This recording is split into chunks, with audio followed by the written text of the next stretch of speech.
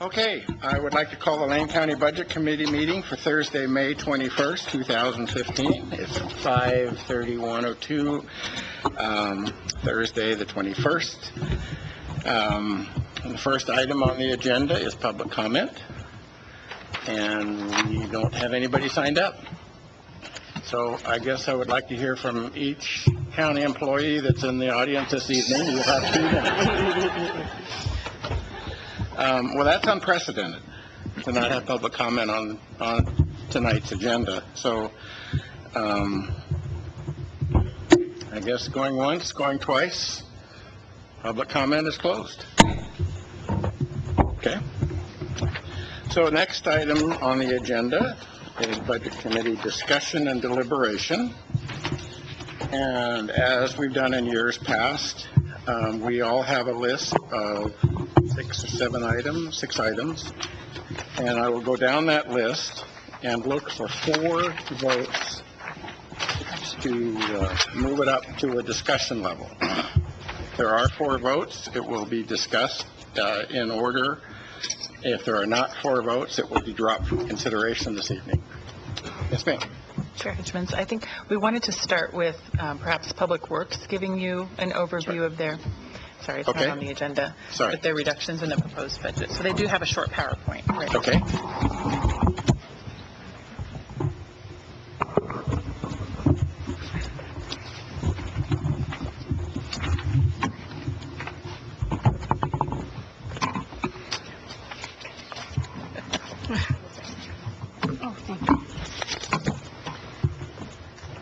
Thank you, Chair, members of the Budget Committee, Marcia Miller, Public Works Director, and Tanya Heaton, the Budget Manager. We thought that since the vehicle registration fee did not pass, that we should kind of summarize where we are in terms of the Public Works budget and what that means for us. So.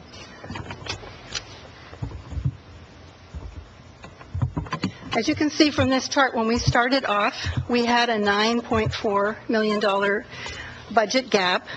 We used one-time revenues to close that gap by $4.2 million. And those one-time revenues included a FEMA payment, it included some savings in our vehicle and large equipment costs, and it also included dipping into our reserves. In addition, we had the benefit cost reductions of $265,000, and then a total, the service reductions of 4.9, which is 18 FTE, and then the total reduction of $5.2 million. I wanted to let you know that those 18 FTE, we actually spoke to all those potentially affected employees a couple of months ago. So even though this will not be a huge shock. Of course, the reality has set in yesterday when they realized that this was actually going to happen. I think everyone was quite hopeful. We're in the process now of working with HR to develop what happens with those layoffs and the bumping scenarios that happen after that. We're also making resources available to those employees. We have packets of information to talk about unemployment, to talk about workforce partnership, and to talk about a whole bunch of other services that are available to those employees. So what did this mean in terms of the reduction impact? As you can see from this list, it meant reducing engineering design and permitting services for operations to the tune of 309 and 2 FTE, reducing inspection and survey services for construction projects, that's an additional 4 FTE. Reducing road and bridge work supplies and services which will enable restoration of road miles, chip sealed, asphalt, culvert maintenance of 7 FTE. Traffic services of 1.5. Road maintenance and preservation, CIP, 650,000. Reducing the Waymaster services for preservation of roads and bridges, 1 FTE, reducing management, consulting, clerical, and accounting support and services of 1.5 FTE, and then the road fund facilities, services, and supplies of an additional 1 FTE for the total of 18. You've seen this chart before. This just describes what that service reduction actually translates to. It means that we will no longer be able to do 24/7-hour ice and snow response. Vegetation and guardrail maintenance will be reduced. Roadwork supplies, that affects local suppliers. Maintenance and preservation, which affects local contracts. Project preparedness, which stretches out all of our timelines. Project management, on-site management, the Waymaster program, storm response, and then, of course, the 18 FTE, which equates to an 11% reduction. This is just a chart of what was proposed in terms of service for fiscal year 14. This was from fiscal year 14-15, and what the proposed budget looks like. And then on the side, you can see what that reduction actually translates to in terms of chip seals, roadside mowing, paving repair, striping, dust abatement, which we haven't been able to do for a number of years, guardrail vegetation, culverts, et cetera. So you can see that list on the far right is what that reduction actually translates to. Looking ahead at 16-17, without the passage of the vehicle registration fee, we will be looking at an additional operating gap somewhere in the range of $5 to $6 million, shrinking reserves, and no foreseeable revenue increases, at least that we're aware of today. So with that, just wanted to be available for any questions. Okay. Are there any questions? Thank you, Mr. Chair. So I guess the question I have, maybe Marcia, is for both you and Steve and Christine, I think, for this matter, and that is, so Steve, during your budget message, you thought about a potential plan of the Secure Rural Schools money and the U.S. Forest Service money that came in, and you were kind of focusing on that to pay off debts with the hope that the vehicle registration fee would pass. I'm going to kind of look at the committee and ask that we may reevaluate that tonight. Is it worth the effort instead of focusing on the debt? Should we use those dollars? While they're not tremendous, but is there potential? And I'm not suggesting that's even going to bring back the 18 employees, but when I look at some of those services, especially, we're going through a dry period now. But as we know, things can change. I mean, I never thought I'd be in 10 below zero either from a couple years ago. I guess the question I have is, can we maybe take a look at that, have that discussion tonight to see if we might be able to use those dollars.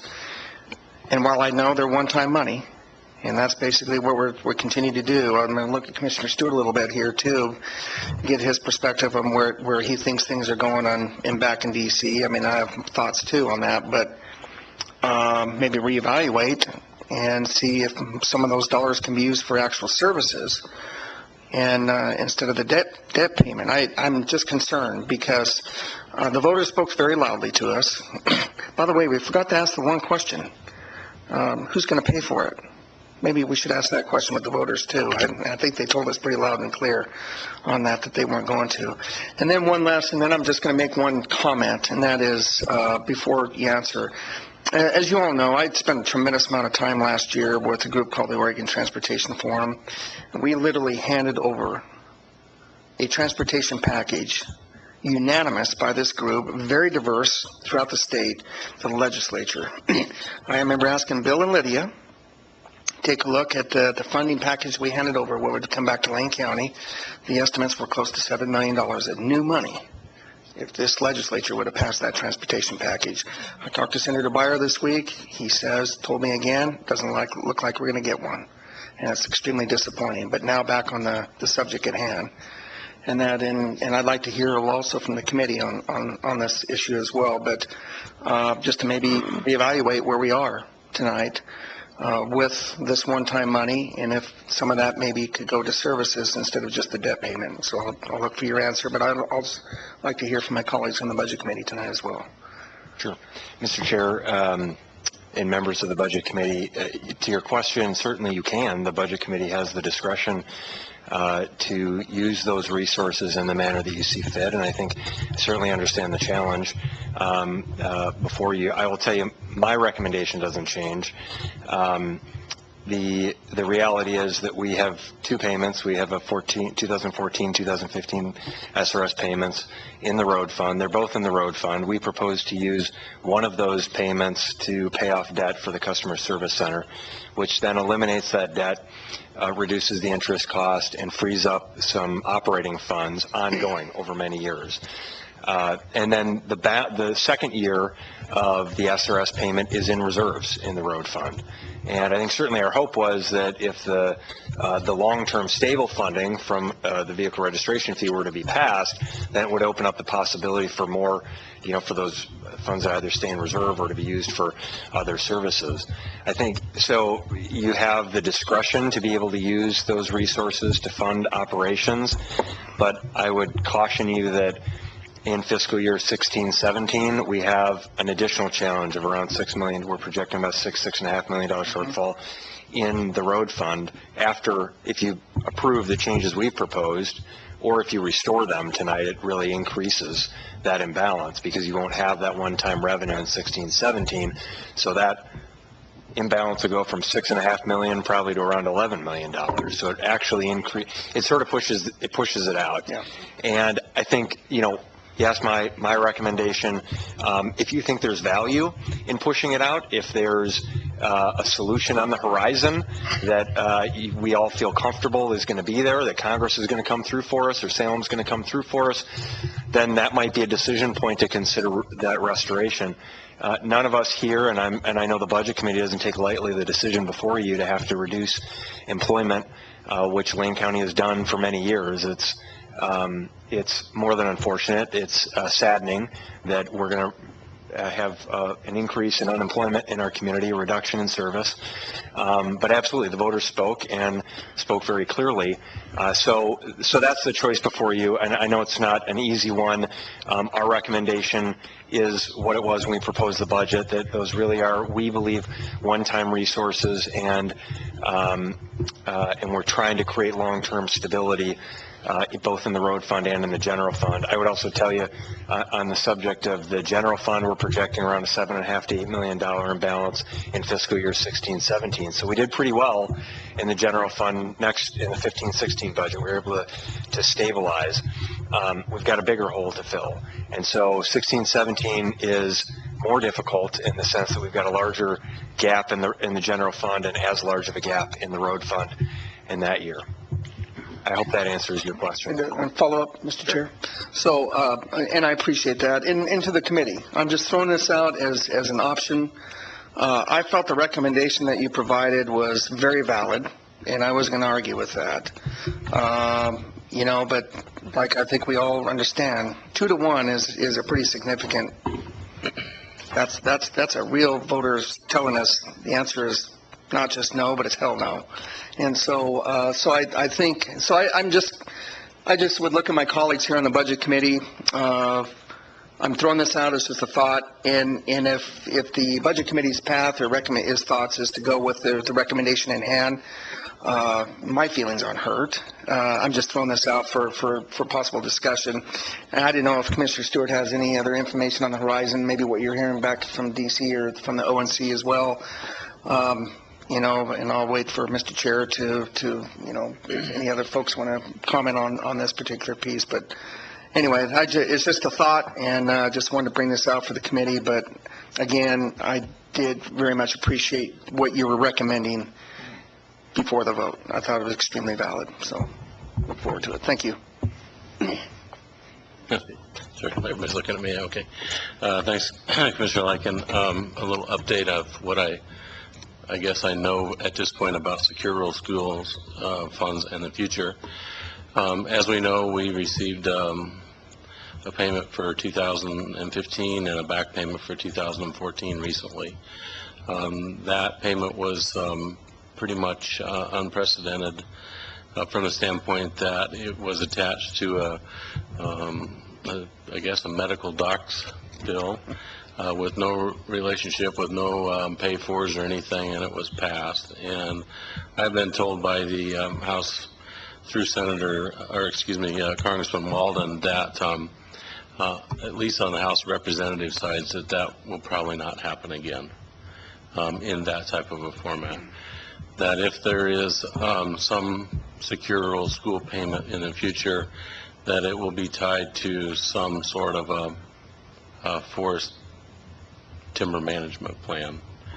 And at this point, if you look at what we've tried to accomplish with the timber management plan, last year we got as close as I have ever been involved in the 10 years as a commissioner to actually seeing maybe some sort of forest management passed at the congressional level. We had a bill that was passed out of the House by Congressman DeFazio and Walden and Schrader that went over to the Senate. The Senate, Senator Wyden produced his own bill, and we weren't able to see any type of action to try to bring the two bills together to try to form one that would pass.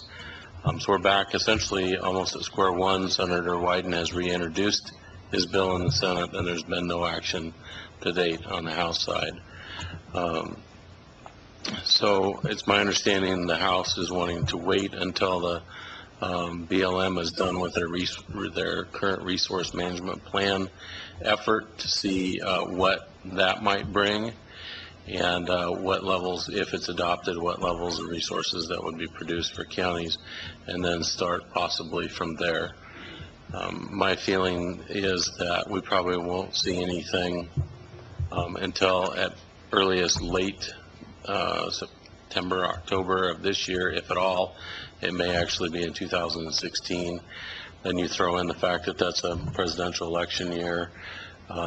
We may not actually see anything until 2017. So we've heard in the 10 years multiple times that I've been on this board that we weren't going to see another secure rural school payment, we weren't going to do this, we weren't going to do that.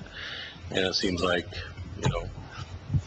we have seen some in the past, so I can't say that absolutely not, but right now what I'm hearing is it's going to be very challenging to see any more standalone secure rural school payments in lieu of timber harvest. Okay. Couple housekeeping matters then. As I hear you, you want to get on the agenda tonight for discussion of deliberation, modifications to public works, road fund, that sort of thing. And my thought is we are past the deadline, but on the positive side, this would be within the purview of the commissioners to discuss and modify as a commissioner group outside of the budget committee for final adoption, right?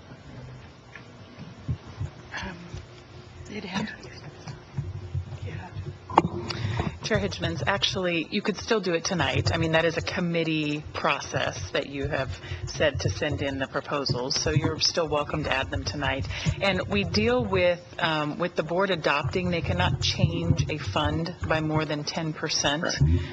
Not counting reserves. So we believe that actually would require supplemental. The board would not be able to make that change after the budget committee approved something different. Okay. So it's tonight or never? Tonight or supplemental process. Right, which is later in that, yes. Well, then, and I think in respect for what you're saying, let's put it on the list. Well, and you know what, and here's my thought, and unless other committee members want to discuss this, I think I appreciate Commissioner Stewart outlining this. I kind of figured he was, he stays close to what's going on in D.C. and especially as are you vice president of ONC? You're one of the officers. Yeah, vice president. Yeah, so I figure he's staying close. I think that kind of tells us where we are. There's probably not a lot of hope and reality that's going to happen back in D.C. So what I'll do is, I'm not even sure it's worth even having this discussion. I think it's probably prudent just to keep where we are, knowing the fact that this is the heartache that we're going to have to feel. And so anyway, unless other committee members want to, I'll leave that open, but that's kind of where I'm at now. So, Mr. Chair, if I'll leave that up to you in the process. Let's hear from Commissioner Sorensen, and let's see if we have any votes. Well, I was just going to say that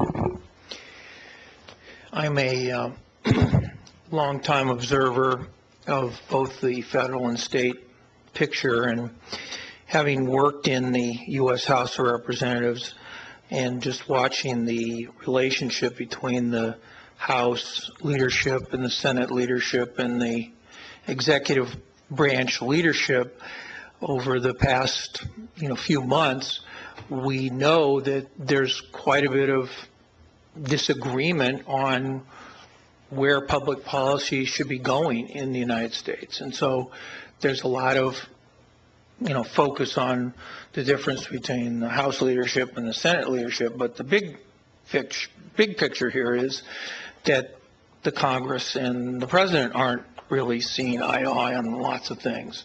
And that's not going to change until either the leadership of Congress changes or the leadership of the presidency changes. And the most likely change will occur by the fact that we'll get a new president and we'll have another administration in power that will be working with Congress. And maybe that'll result in a policy conflict, or maybe it won't. But the point is, as an observer on the congressional side, I would say they aren't agreeing, and they're not going to really change the policy that exists. And the administration's moving ahead with the BLM revisions to the management of the BLM lands, but that won't really change the number of dollars that Lane County gets in any significant way. So I would say it's prudent for us to assume that we're not going to get much change on the federal side until, January of 2017 at the earliest.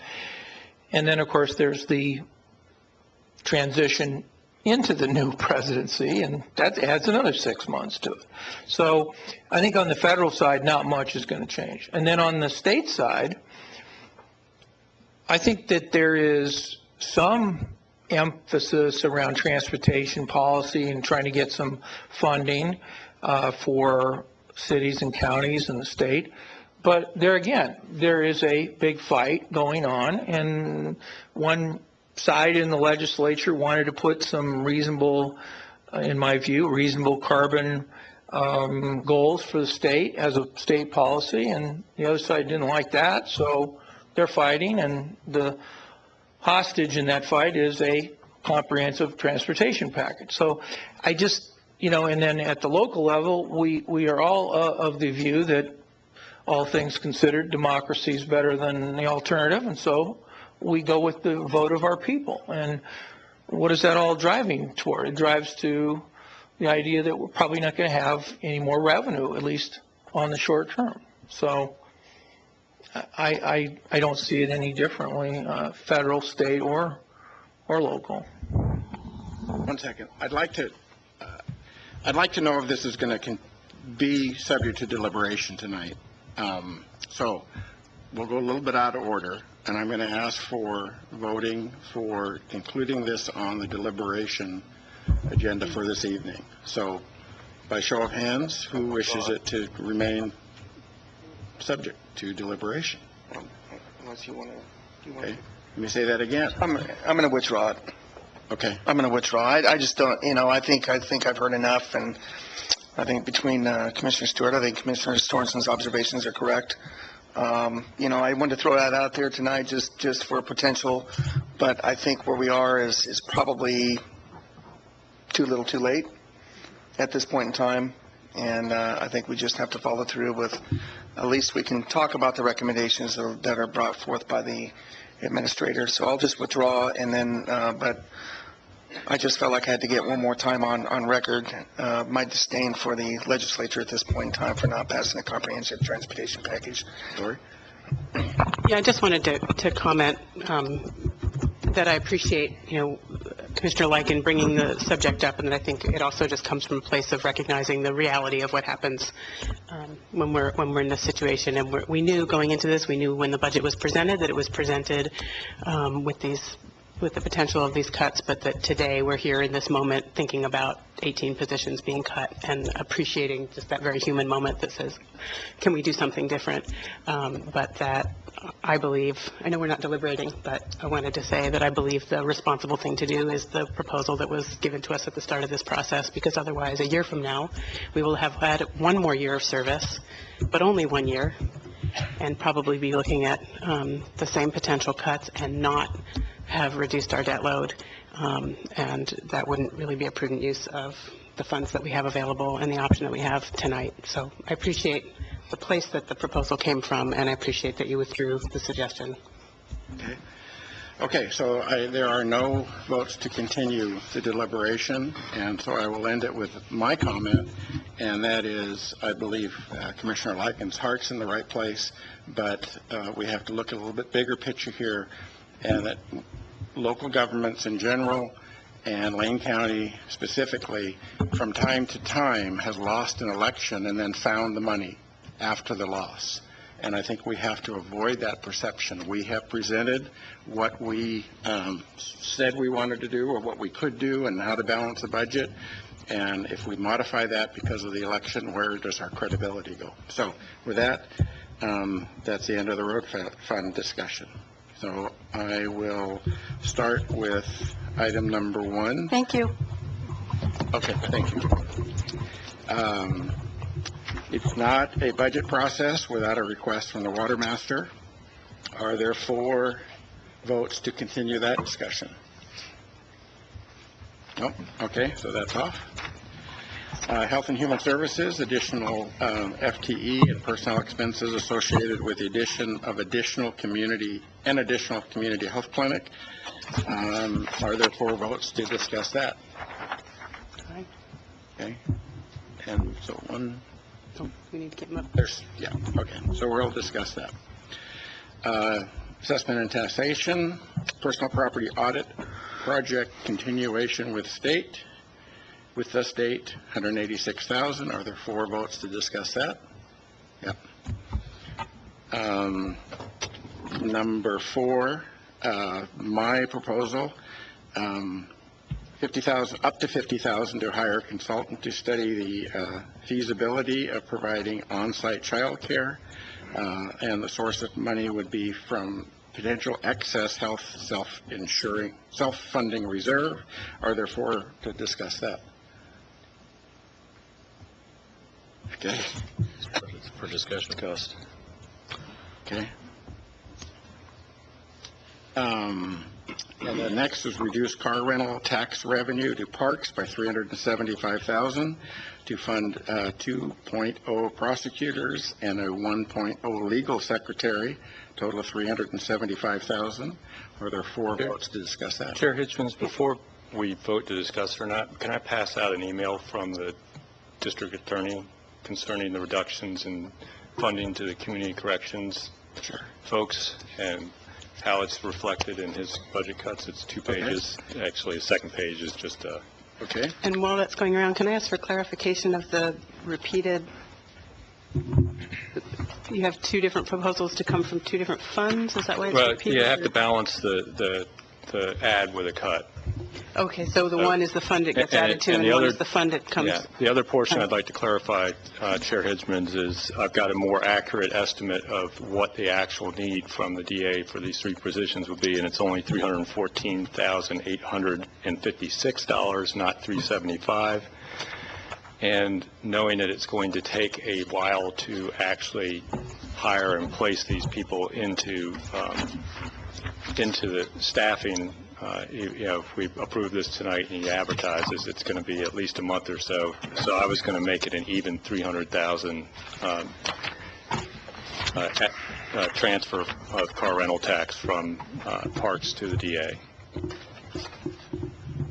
And the email I asked to have handed around is dated Monday, May 18th at 10:58 a.m. and it was from the DA to the Lane County Public Safety Coordinating Council members, and it is a public record document, so it's not something that's private or anything. But I think it states the impact of what's happened with cutting our prosecution capabilities in the long run and how it's hurt us in our community corrections funding. And the impact's actually been greater to our budget by making those position cuts than what we saved by making them. So wanted to have that information out there before we voted on whether to hear the proposal or not. Okay. Thank you. Everybody had time to review that? And remember, we're just getting it on or off the slate for deliberation at this point. Right.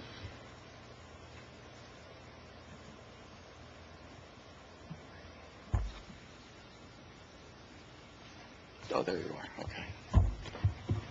You ready to go? Okay.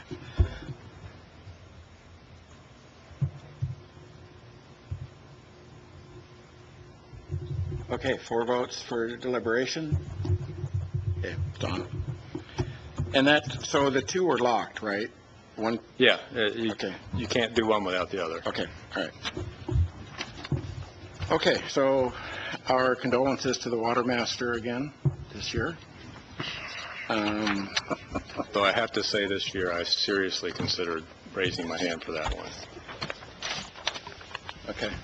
Other than it would set precedents of the county funding state functions. The interesting part would have been not so much support for the poor water master, but where the money would come from. Yes.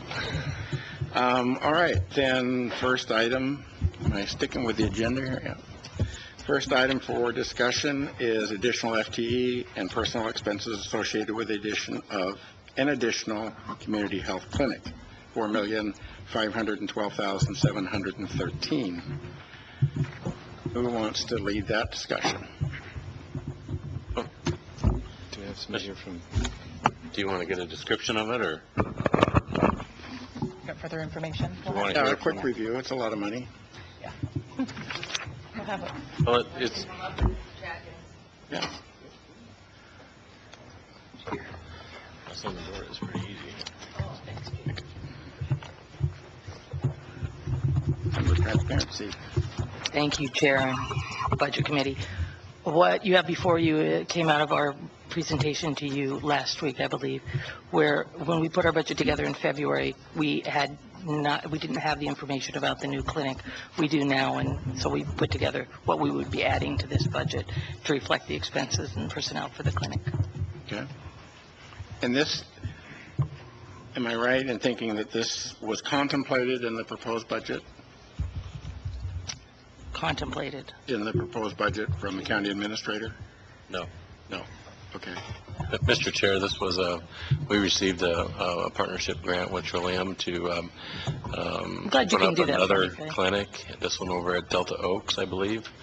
And so it comes with $1 million, and this is the staffing component that we're going to need this year to run the clinic. So it's just something that got added during the creation of the budget and didn't have time to get put in Right. until. It happened during the time that we put our budget together and when we present it to you. Right. So this is just putting it in now.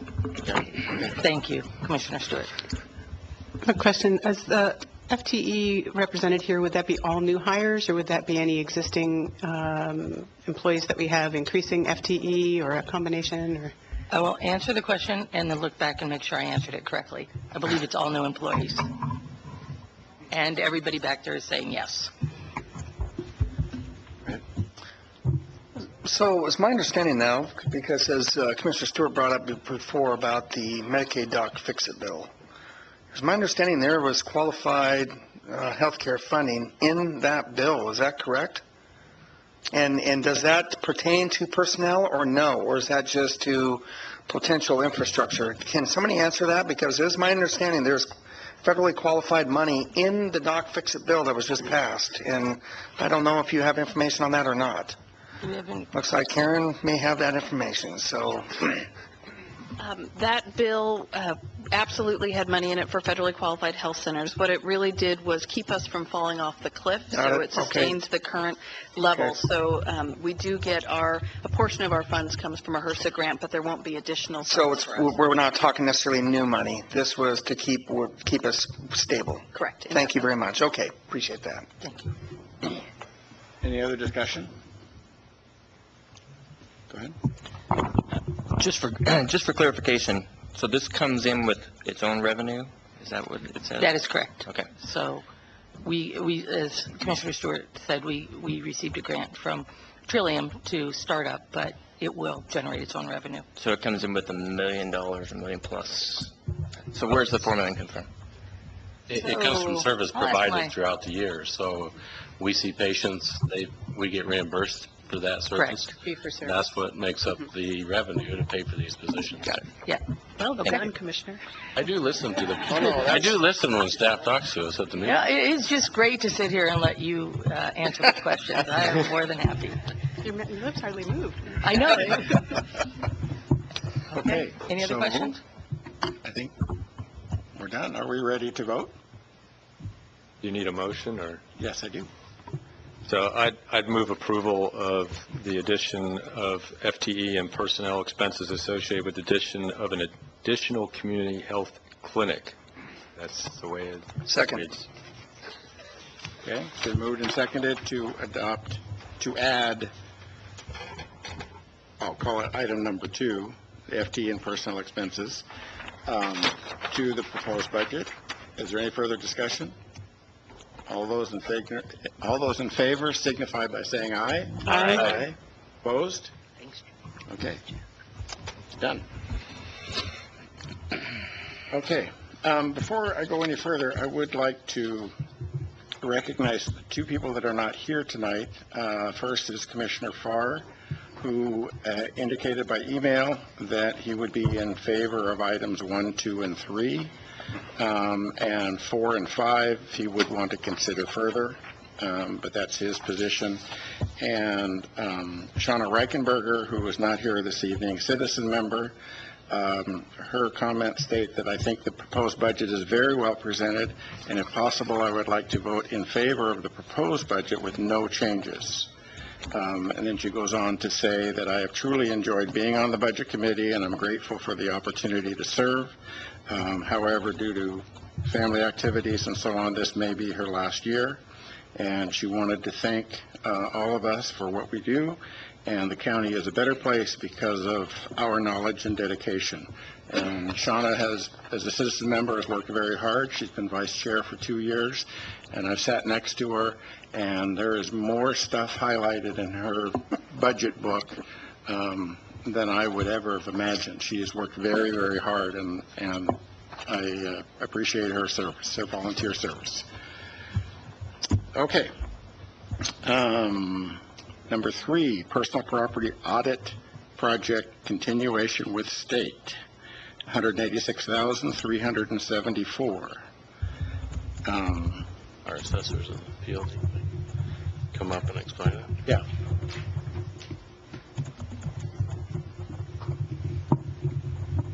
Coles, come on down. Good afternoon, or evening, Chair and Commissioners and Budget Committee members. What we are requesting is a allocation of funds that were unused in fiscal year 14-15 to fiscal year 15-16 that were supplied to us by DAS and for a personal property project that is ongoing. We are midstream in the project, and as it is a pilot project, sometimes you find that it takes a little bit longer to complete projects as initially projected, and this will bring us to fruition of the project in the next fiscal year. It is noted as revenue neutral as far as but however, after study of the project, when it is complete, it'll be interesting to see the net result to the overall tax base. So I would suspect that those numbers may change as far as a little bit as far as expenses versus revenue. Okay. Don't go away. Go ahead. I feel the need to comment on this. This was actually a proposal of mine that I actually presented to then Governor Kitzhaber to allow the where multi-counties could potentially collaborate on some opportunities. Well, we landed on the assessors, and I will say that Mike has been he's been the leader, I think, of the seven counties. Is that correct, Mike? There's 7 counties in the Southern Oregon District project, and the personal property project is one of the projects in the coalition. Right. Yep. There's the 4 counties in that producing right now. So I think this is important to continue to give this, in a sense, to kind of see the pilot through, and to see if this is an opportunity where maybe other opportunities will exist where multi-counties can collaborate, whether it be, I don't want to use examples at this point in time. That's something up for discussion. But I think it's, from what I've seen and talking to Mike, because I check in with Mike on this one, and just to see where we are, and it sounds like the collaboration, I think, from the assessors has been excellent, and I think that's really important. And so I'm very supportive of just to continue this project, to see it through, and kind of to see what's next. And so I appreciate the work you're doing. And who knows, this may be it, but then at the same time, it may be something where other departments and other counties may be eventually collaborate in the future. So this is something I just strongly support. So appreciate that. Any other comments? Okay, I need a motion. Mr. Chair, I would move that we would add Fund 124, Personal Property Audit Project Continuation with the State, to the budget. Second. Oh, you need a second? Yeah. Second. Okay. All right, it's been moved and seconded to add under Fund 124, Personal Property Audit Project Continuation with the state for $186,374. All those in favor signify by saying aye. Aye. Aye. Opposed? Okay. Motion carries. Thank you. Okay. Number 4 is mine, and I think I can explain it better than I wrote it. What I had proposed is up to $50,000 to hire a consultant to study the feasibility of providing on-site childcare. And the funds would come from excess reserves in our new health, self-insurance health fund. If excess reserves appeared, and if the county administrator felt that they could be diverted to study on-site child care, then I wanted that direction in the budget. It doesn't have to be $50,000, and it would only appear if there was excess reserve. And I make that suggestion based on the fact that the county is entering into a new era of being much more involved with the health and well-being of their employees, because they're now self-insuring. A big part of that is having less stress and angst in the child care era for the people responsible for the children. And we've heard throughout this process that recruiting for some key positions has become very difficult. And so having another benefit may attract a few more highly qualified people. We might be more competitive in employee selection. So I put it on there. I also understand or believe that putting it on there, getting it out in the open, may begin a multi-year process of seeing this to fruition. And I want to thank the 3 other members of the committee that, out of support to my proposal, allowed it to go for discussion, and that's my proposal. Yes, ma'am. Chair Hitchens, if I could thank you for bringing this forward, and I wanted to offer sort of a friendly amendment to your description before we have too much more discussion about it, because I think this maybe stems from a comment that was made around the table when HR was presenting to us. And as some people might know, Multnomah County is actually exploring a similar study around, and it's a little broader than specifically providing on-site child care, and more broadly looking at what kind of child care supports could be offered to county employees. Because the idea of an on-site child care center might not be exactly what employees need, because workplaces are dispersed geographically. It could be child care subsidies. It could be adopting workplace policies around bringing infants to work, around telecommuting. There's a range of child care supports that can help employees succeed in the workplace and balance work-life responsibilities and caregiving and make the workplace more accessible to a more diverse workforce. So I would offer a friendly amendment that a feasibility study look at child care support for county employees versus be so narrowly defined to on-site child care. And I think the county would get more out of a study of that sort in terms of what county employees need and what really are barriers to success in the workplace for parents of young children. And I'll also just note that there's lots of research out there, but a particularly very recent survey that just came out, or piece of research that just came out this week around child care affordability in the country and where Oregon ranks, but we're one of the least affordable states for child care, particularly infant care. It's actually more expensive to send an infant to daycare than it is to send your kid to college. So that is a huge barrier to employment. And as you mentioned, we heard from every department that recruitment and retention is a big challenge. So I appreciate you bringing it forward. Okay. So, yes, sir. Thank you. So I have some experience with on-site child care from my employment at Eugene Water and Electric Board, who dropped their on-site child care after a number of years, mostly because it was unused by employees and became mostly used by the community. With the demographics of our population and all that, we don't necessarily have a lot of employees that are in the childbearing years necessarily. They also recognized it was a benefit for just a few employees that the entire utility and the ratepayers were bearing. And, you know, there was an issue of, is it fair to maintain a facility just for the very few employees that have made the choice to have children? So my recommendation would be not to pass this budget amendment.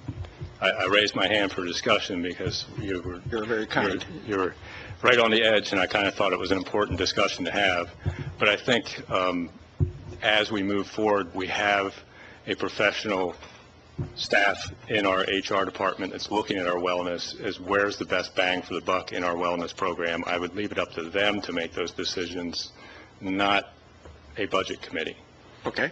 You know, and our administrator, where, you know, he can spend $50,000 without even the board approving it.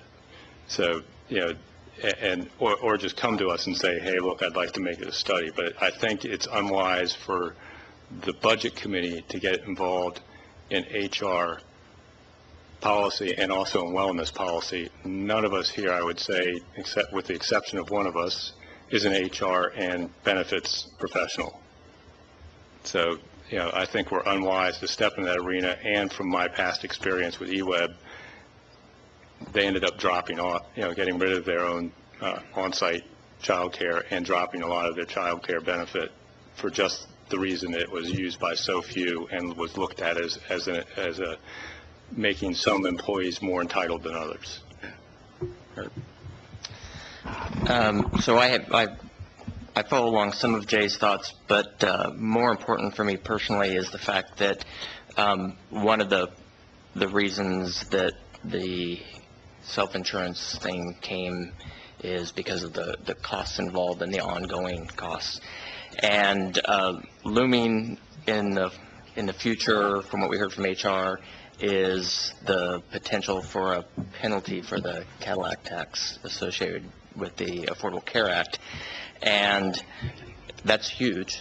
It's millions of dollars. And at this point, unless we know for sure that there's a resolution that is going to solve that when it happens, I think we probably better be saving every penny that we have in that arena in order to be able to cover a cost there if we haven't. Thank you. Yes, sir. So just talking to Lori here, so I just want to get clarification as well. So you're talking more like a voucher type of system. I'm just going to ask, is that okay, Mr. Chair? Yeah, I think we can get to know if we want to. All right. So anyway, just is that what your thoughts are? I think the reason that I offered the amendment was to look at, and I appreciate Commissioner Bozovich saying this isn't necessarily required of the Budget Committee for county administrator or HR to look at, but I'm appreciating that this conversation is being had in this forum. The point is to look at what kinds of child care supports employees might need, and child care supports can look like any number of things, and you're absolutely right, and that's why I specifically asked that it not be on-site child care, because yes, that can become something that's underutilized or utilized by some people and not the folks who need it most.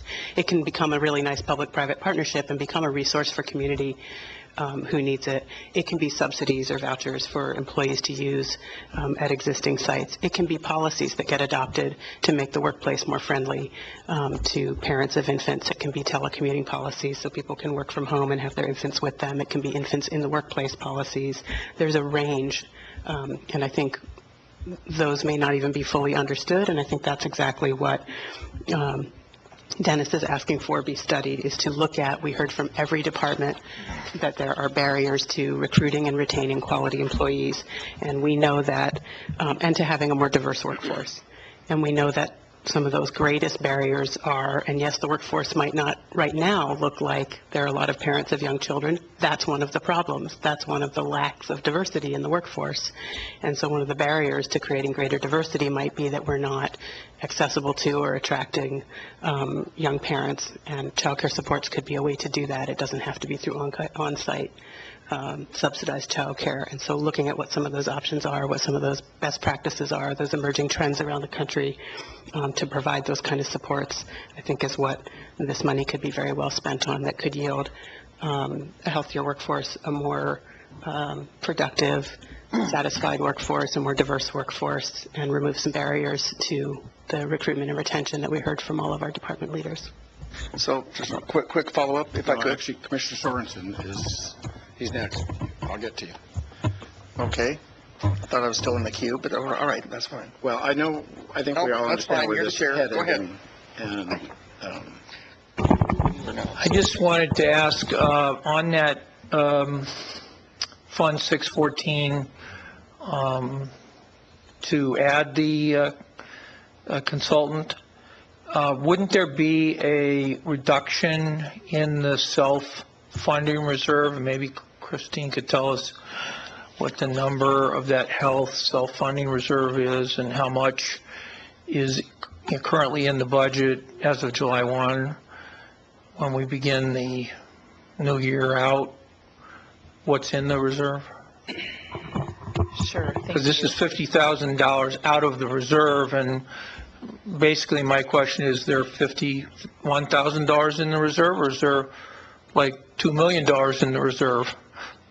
So, thank you, Commissioner Sorensen. So the reserve that is currently budgeted will be about $3 million by the end of the fiscal year. Now, I will add that we have not yet done an actuary review of that fund or our program to determine what our reserve size should be. So that is just what we believe from talking with our benefit consultants. So we don't know yet if that's going to be sufficient or not. But assuming the Budget Committee approves the budget without any changes, the amount in the approved budget tonight, if approved, would be up $3 million? Yes, correct. Okay.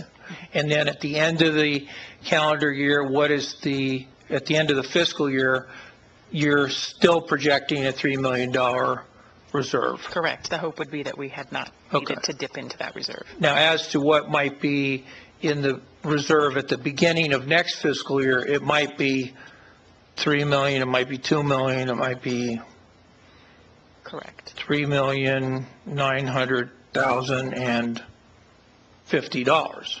Correct. Okay. Well, that was my point. I thought that it would be around $2 million, but now I hear it's around $3 million. Taking $50,000 out of that fund, if you were putting more qualifications on it, like if they think that they got enough money to do it. So it's more discretionary, and, that seems reasonable.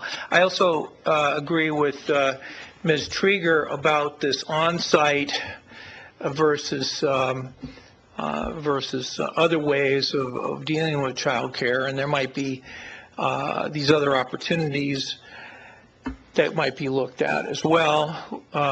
People working at home, people bringing nursing babies to work, things like that are there. I also think it is important to realize that if we don't provide these kinds of resources, then we will be in a position where we're a more attractive employer to older workers.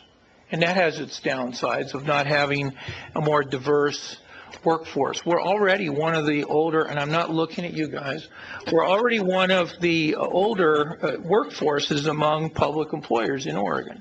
So that's another component of it.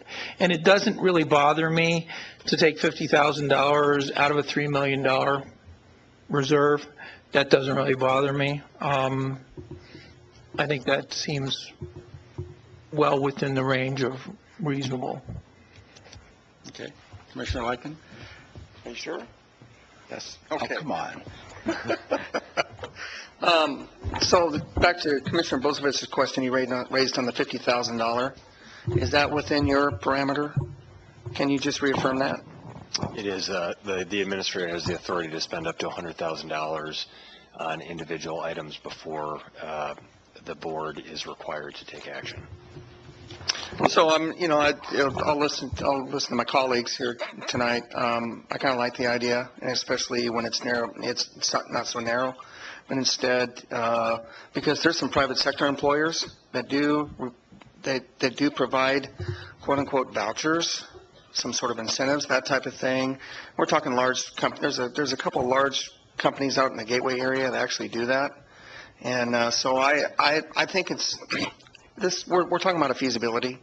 We're not talking about asking the Budget Committee this is something we're going to do tonight. We're asking to maybe take a look at this. So I think as long as it's not it's narrowly prescriptive as it was presented, and I appreciate Dennis bringing this forward, but I think if we take a look at it from a standpoint, if this makes sense from an incentive or voucher potential, study it, and then it may be just something that, come back for maybe the board. I don't know. But I think it's worth at least looking into and see if it makes sense. That's my thoughts on it. But I think I believe the friendly amendment has to be a part of that, so that you can kind of take a look that you're not looking on site, but instead maybe presenting an incentive or a voucher because I think Commissioner Swanson's right on. If we're going to be recruiting eventually new folks to come in here, we need to be providing some incentives. Child care can be pretty spendy, and I don't believe it's going down anytime soon. And so, by the way, in Springfield, just for folks to know, Willamette Lane Park and Recreation District has one of the best kids clubs there is in the state. So I just wanted to put that out there. Yes, sir. Thanks, Mr. Chair. Marcia, I was wondering if maybe you might be able to come forward. I wanted to ask you, you gave us a pretty aggressive list of items that you're working on right now. So I'm wondering about your workload and potentially handling this. And also, you might actually have the expertise on staff to do this research, maybe. Right. Well, you're right, sir. We do have a lot of projects going. The list is long, as well as routine bargaining with a couple of our unions. We've got a couple more coming up. We're instituting a new performance management system, a new learning management system. We're adopting online open enrollment for our folks. So we've got lots of projects in the works, including an employee wellness clinic that's coming, as well as going to self-funding. So we do have a very, very full plate this year. So when I think about taking on another project right now, it's questionable, whether or not we have the space for that. And I would also say that what we're finding is that our applicants are kind of looking at that bottom line. They're looking more at that salary amount than they are at the benefits package. So that's That's kind of what we're finding. Might ask, we have a child care facility that I think we played a higher role in up until recently when we analyzed that we had very few employees taking advantage of it, but just a block away from here, my understanding, our employees still receive a 10% discount on a reduction in cost to put their children just a block away from here, so. They do receive that discount. We do It's a have 10% that, and it's discount. already been offered to the employees presently, right? Yes. Yes, ma'am. I appreciate the full plate, and I did appreciate the presentation and all that you're doing, and I think that's the value of asking for the money to be spent on a consultant, is to not add another item to the plate of staff and their already long list of projects.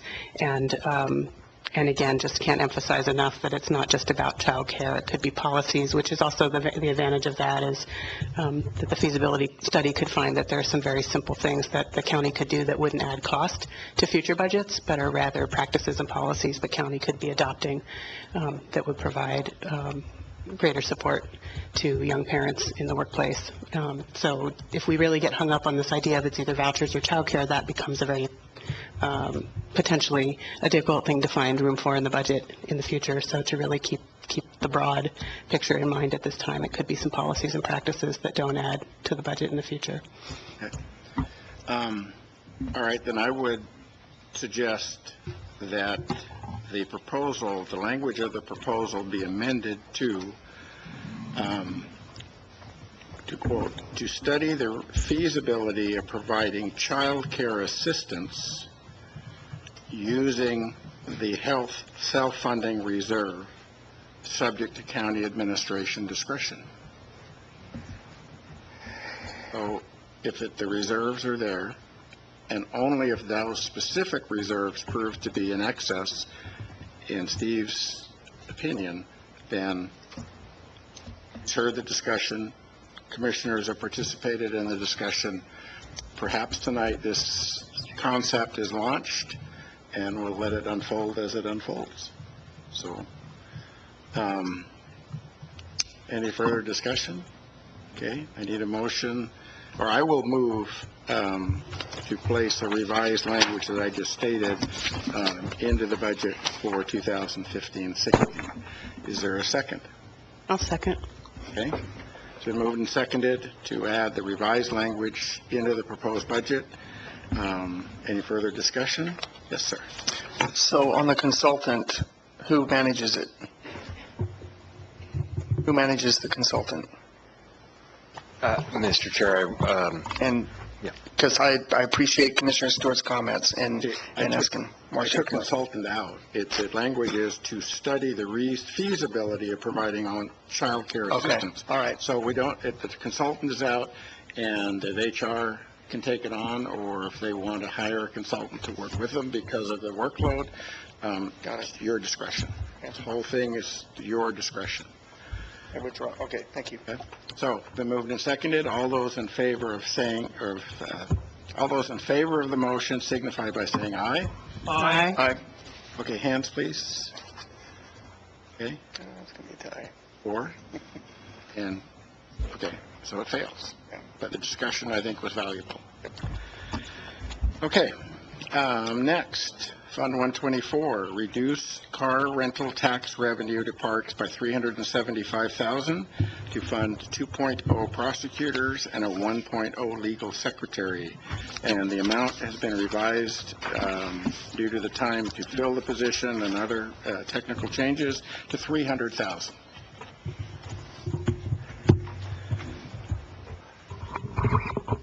Bozovich, you want to start that discussion? Yeah, I'll let the DA chime in on how this could be used, but it was a fairly last-minute proposal, I think about 11 o'clock before the noon deadline. As I was trying to think of ways to prioritize our public safety system and also having mulled over the DA's email, and I also sit on the Public Safety Coordinating Council as a budget committee person for that council, and looking at their projected budgets and the impact of decrease in the percentage of what our share is statewide. You know, as the email states, it used to be 10.4%. We're down to 8.52, I believe, if that's accurate. 8.28, I think. 8.28, sorry. I just got a couple numbers flipped in my head. But still, you know, that 2% decrease in share when you start talking about $200 million state allocations is a significant number. And I think what you're looking at is, you know, where we actually missed out on somewhere close to, you know, just under $5 to a little bit above $5 million in potential revenue into critical programs, parole and probation, you know, sponsors, you know, all sorts of, you know, victim services, really great programs, because we didn't have the prosecuting and attorney staff 2 or 3 years ago to keep our percentage up against the rest of the state. So I was trying to think of how can we, you know, make a change to that, knowing from previous years that car rental tax is one of the few discretionary revenue sources we have available to us as a budget committee. The nexus goes closer to parks because obviously you get car rental tax from tourists that rent cars when they come here, and that's where it's traditionally gone, but we have used it before and are still using it in general fund for other programs. So that's where I looked for, and I, you know, talked to the DA back and forth a little bit about what would be a good number of people, and I think he can kind of explain why 2 deputy DAs and a legal secretary makes sense, and what that would mean for his office. So I'll let you speak to what you would do with those 3 positions. Certainly. Well, good evening, Mr. Chair and members of the Budget Committee. The short version is we have about 1,600 cases a year, felony cases that are viable that aren't currently being prosecuted. So these deputy DAs would be applied to work against that caseload that's not being done. And how many cases a particular DA can process in a year depends on the nature of the case. So if it's the sort of case that doesn't take much time, they can do a whole lot of them. And if it's a murder case, particularly a capital murder case, then they can't do very many of them in a year. The range, depending on case difficulty, is typically between about 50 to 70 to as many as 700 or 800 if they're cases that move very quickly. Of the cases that we're not doing, the majority are felony property cases and drug cases, identity theft, theft of property, embezzlement, that sort of thing. In that case range, I'd expect somewhere between 250 to 275, maybe 300 cases per DA.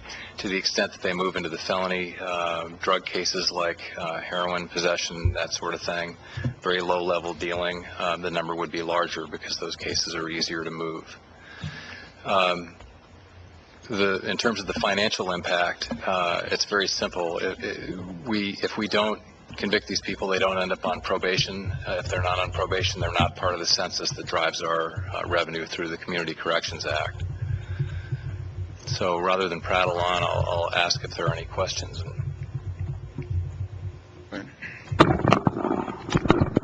What impact would this have on the jail with their capacity-based release? Because if you're prosecuting more, they're already releasing people currently, so how does that kind of work out?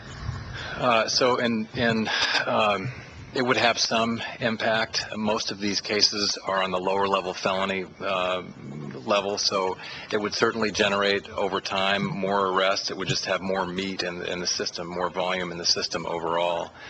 My guess is it wouldn't be a significant impact on corrections here, but I'd have to defer to the jail folks on that. I can get a little bit more detail. Can you come where there's a mic, Captain Buck?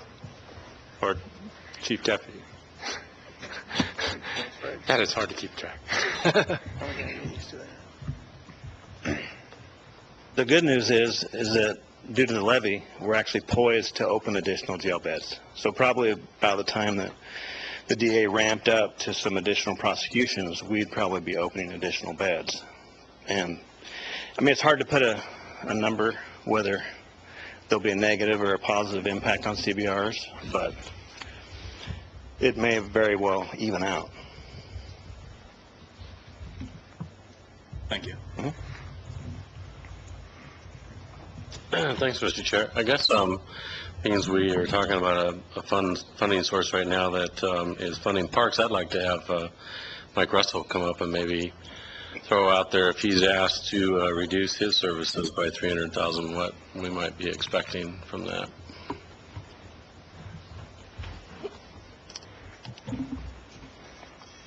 Thank you for asking my question for me, Treasurer.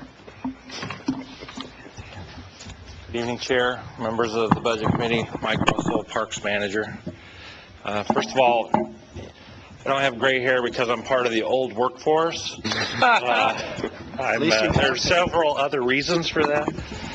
One of them may be this proposal. So,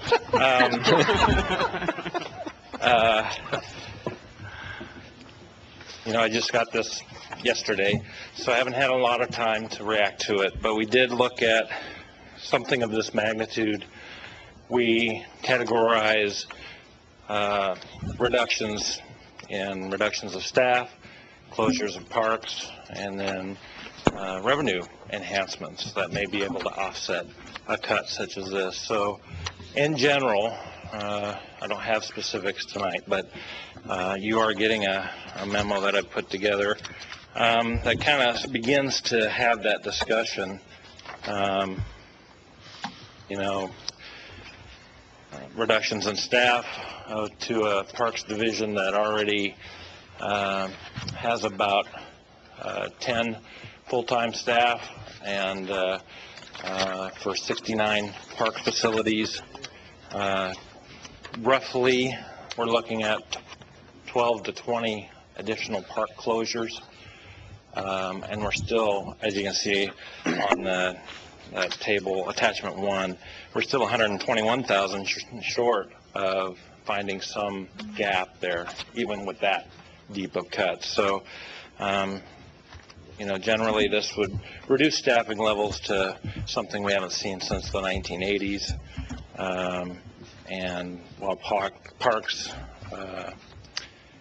is mostly fee supported, car rental tax helps keep parks open to the public, helps keep access to parks affordable with our reasonable day use fee, and helps us meet grant obligations for matches. So it would be this amount of reduction would be a significant impact to your park service. Mr. Russell, I'd just like to follow up on that. So if you're talking about 12 to 20 parks, would those parks also have a financial impact to parks if they were closed? Potentially could be. Like I say, I haven't had a good opportunity to start that analysis. We started that in attachment 2. You can kind of see the net revenue report. There's a list of about 28 parks there that are in the red, that operate in the red. That represents about $117,000. So 20 of those parks, about 90,000. We wouldn't close all of those. We have commitments, we have agreements, we have, for instance, Camp Lane, we wouldn't necessarily close because we have reservations into the next year that we need to honor, those kinds of things. So that at an initial blush, yes, we would look at these net revenue negative parks first, and then, you'd get into parks that are making money for the division and those impacts. So it would be a significant impact to a service that I would say is a good bang for your buck. Yes, sir. What is the Fund 216?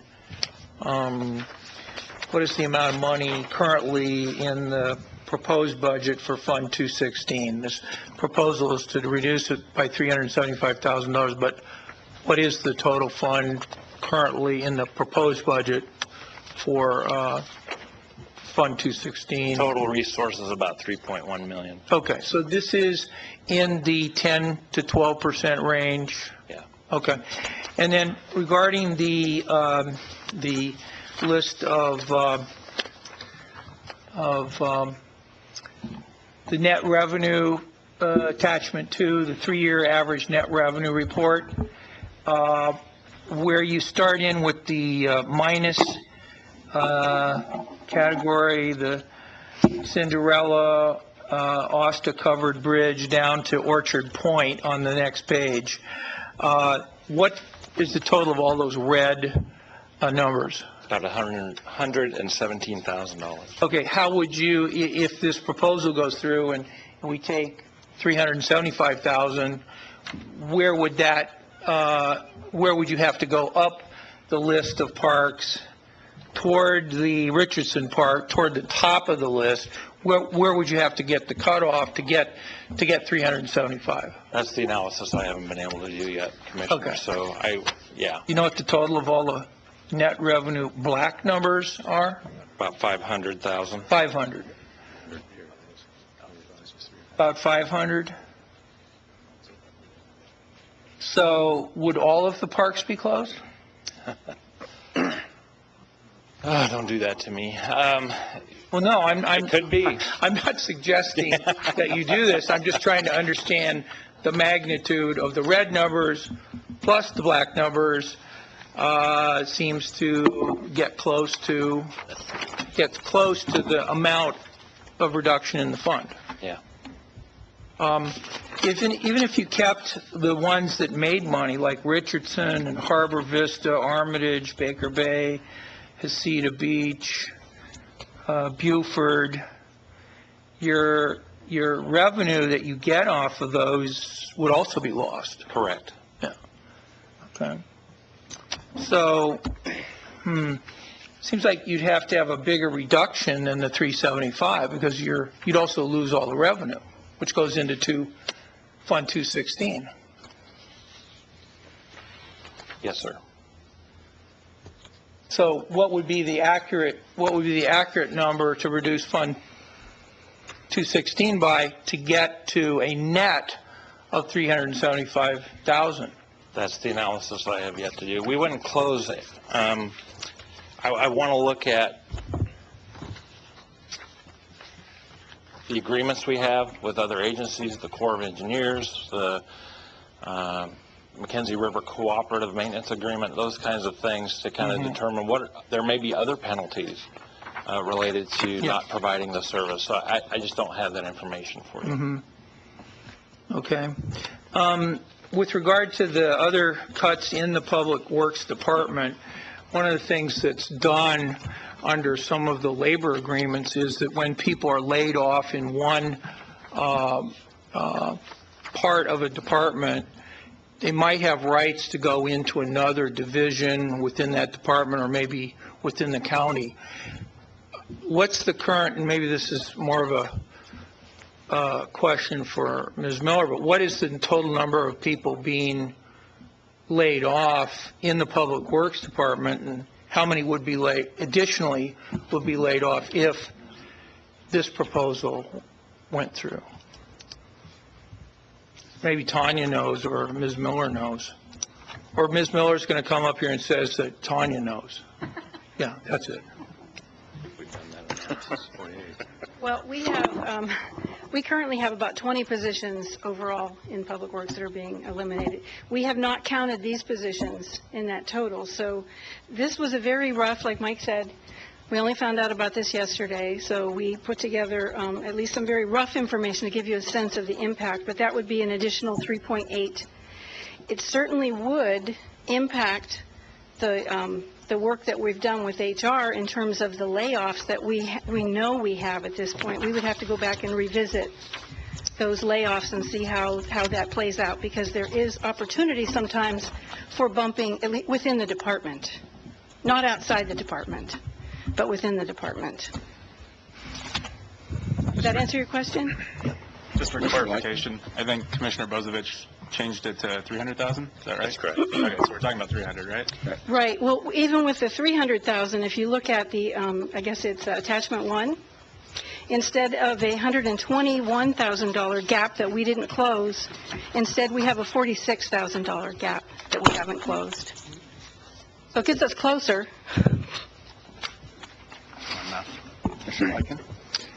Thank you, Mr. Chair. So what I want to do is I want to get back to the public safety side real quickly. And my father said never assume anything, but I am going to make an assumption here.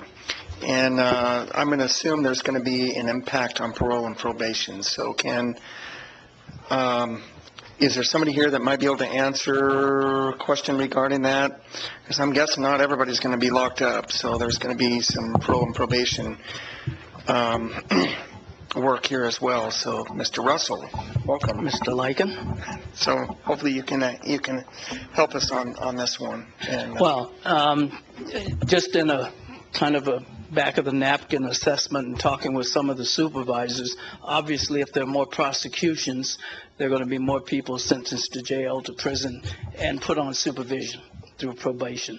The initial assessment we have is that if it results in about 1,000 more prosecutions, that the impact on parole and probation will be that could result in from 8 to 12 additional officers needed to do that. But the other side of that is that it would result in additional funding into CCA as a result of the increased caseload.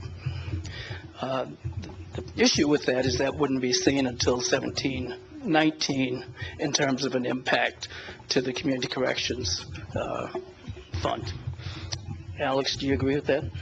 I think that's pretty close. So short term, you're talking about a pretty significant impact on parole. Could be, but those people, it would take Alex time to gear up to prosecute, for those people to get through the court system and sentence and so forth. So, I don't think it would be a major problem. And quite frankly, probably most of the folks in parole and probation would probably see that as a positive.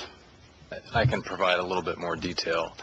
We're talking about the lower level felons, and these are folks, a larger proportion of them, probably a majority of them, are going to be in case bank status because they're going to be, characterized as lower risk. If they had the kind of criminal histories that would score them as higher risk, they wouldn't be sliding off the table now. So the short-term impact would be relatively insignificant. I'm not saying it wouldn't add to their workload, it would, but if I prosecuted all the cases we hope to in this year, their caseloads wouldn't get to anything like what they were 2 years ago. And we're close. And then one hypothetical question, and that is, as we know, there's bargaining happening.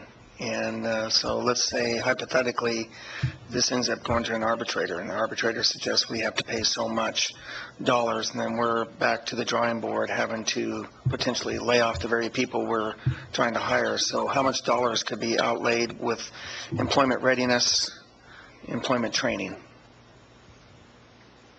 How about them ducks? I'm sorry, I don't... Doggone it. Speaking from a darn former employer, shoot. Yeah, no, so if you're, I think there's several questions in there. One of the questions is, what's the potential impact of bargaining on the net budget? Is that? Well, that's part of it, but then if we have, if this goes to an arbitrator, then we're told we have to pay a certain amount, and it comes to a time where it's not within the budget, and these positions we're looking to potentially put in the budget, we have to lay off. How much are you out as far as readiness and preparing for the folks that we're bringing on board? Yeah, I guess, Commissioner Lyken, what I'd say is the bottom line is we're unable to do a huge piece of the work today. More staff would mitigate that, the size of that hole. The potential impact of salary increases, whether they result from bargaining or arbitration, if it communicates to loss of staff, we're going to be able to do less of the work, whether we're starting from 33 employees doing this work or 28. I recognize there's a net adverse impact if we lose people as a result of equitable pay rulings. Being a former employer is always adapt and improvise, and so I just felt like I need to ask that question. I know it's hypothetical at this point in time, but I felt like it was an important question just to make sure we ask as we're discussing this. So thank you. I'm really grateful for that. This is, as you can appreciate, this is something we brainstorm all the time because I can imagine the DAs are so far behind market, and there's pressure to move them up to market. Mr. Russell, thank you. Any other questions? Okay, I have a question, Alex. So if we prosecute 1,000 more people, that will gain us $4 to $5 million in CCA money? Kind of a yes. You don't have to go. Yeah, I mean, I want to make sure that I'm accurate. The bottom line is that there are several variables that affect how big our pie slice is, right? One of them is how much work other people do. Okay. But if we had our average where it was, it would be more than $5 million. Okay. And whereas other jurisdictions in Oregon, particularly Multnomah County, have seen a downturn in their filing volume, our filing volume is still robust. We have all this margin. We know that if we'd been prosecuting all the cases that had come in, we'd be up over 9%. So we don't have to speculate about how much money we're losing today. Projecting the future is more difficult. But one thing is for sure, if we continue to not prosecute 1,500 or 1,400 or 1,800 cases a year, it's going to continue to cost us millions. Okay. So are we paid by the state on the conviction or the incarceration? Neither. We're paid by the state on the supervision. So on the Community Corrections Act and now also 3194 money. Right. So if they're not sent to probation, then we're not going to get paid for it. Okay. So on murderers and rapists, which is a larger proportion of our caseload than it used to be, those folks are all going to prison. We don't get any Community Corrections Act money. Okay. Well, the heck of it is, the lower end of our spectrum, the lower level property, criminal mischief, drug offenses, those are the things for which the county gets reimbursed. And that's drug treatment. It's basically the entire parole and probation budget. It's corrections funding. So those are all expenses we're going to continue to have to pay whether we get the money from the state or not. Okay. So we go to the expense, we add the prosecutors, we go to the expense of getting conviction. If they fail to appear for sentencing or reporting for prison or supervision, we've spent the money to prosecute, get a conviction, but it won't show up and get us income if they don't show up for supervision. Is that correct? Well, they have to be part of the census. At what point the failure to appear doesn't affect that, I don't know. Okay, but if they have to be part of the supervised population, they have to be counted over there. Refresh my memory. Is the failure to appear percentage still very high? It was very high before when we had releases. Yes, it was at one point over 30%. It has not been averaging that high now, although the probability of failure to appear is higher in certain caseloads. So having a jail has been very helpful because the people know if they are serial failures to appear people, they will be held. Okay. So I think we've cut down the failure to appear rate substantially through the good practices at the jail. Okay. Thank you. Throw them in the Springfield jail. They'll hate it. Well, I had that thought this morning. Why don't we just prosecute in Springfield? But I don't think that would be appropriate. Okay, Commissioner Bozovich. Thank you. And I want to just extend my apologies to Public Works and Parks for short notice on this proposal. And I understand that they're doing very much what I would call supposals as far as cuts go, because they really haven't looked at them heavily. But it does give an idea of the magnitude of what we're looking at on one side with parks, and then on the other side with prosecution, and how it's magnified also in our community corrections and 3194 funding. So the question I have, though, as I look at this proposal is, we were hearing a little bit in our discussion of the road fund, it's not this year, it's the following year we really have to look out towards and on down the road. So as much as I'm so strongly want to bring on another felony prosecution team, which is basically what two deputy DAs and a legal secretary would be, what's our ability, and I'm looking towards Christine and Steve a little bit, what's our, most of the DA's office is general fund. There is a certain amount of federal support, various grants and all that stuff, but I believe we put a little over $7 million, or no, almost, a little over $7 million of general fund goes in the DA's office. Out of the $62 million, roughly 11.4% of general fund goes to the DA's office. So what's the general fund projection for the following budget year and the year after, and are we going to be looking at, having to immediately, if we add people back, one of the worst things I think we can do as a board sometimes is add people that we can't sustain. So, try and give me some idea where we are in a couple of years. Mr. Chair, Commissioner, we are projecting about a $7.5 to $8 million imbalance in fiscal year 16-17, and I believe about a $9 million imbalance in fiscal year 17-18. Structural imbalance. So if we balance the 16-17 budget, it would, it'll reduce that deficit in 17-18 by that amount, $7.5 to $8 million. But so that's where we're at, $7.5 to $8 million in 16-17 structural imbalance. Gosh, I feel like no matter which way we go, we're wrong, because if we don't add to our prosecution, we're going to be suffering in our CCA funding down the road. But if we're talking about a department that's over 10% of the general fund, so that they're going to take at least $750,000 of that $7.5 million cut. So if I put $300,000 in now, they're still going to be negative $450,000 and laying off those folks within a year. And really, if we're $7.5 million, you're saying, what was the SRS payment this last re-up for the second year? Is it into the general fund? The general fund portion has dropped to just over $4 million a year.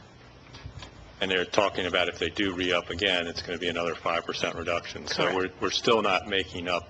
So even if we get another SRS payment, it's only 4 out of the $7.5 million we're going to be short the following budget year. Correct. Which means then we're looking at roughly a $350,000 cut to the DA staff. I have to think about this a little bit.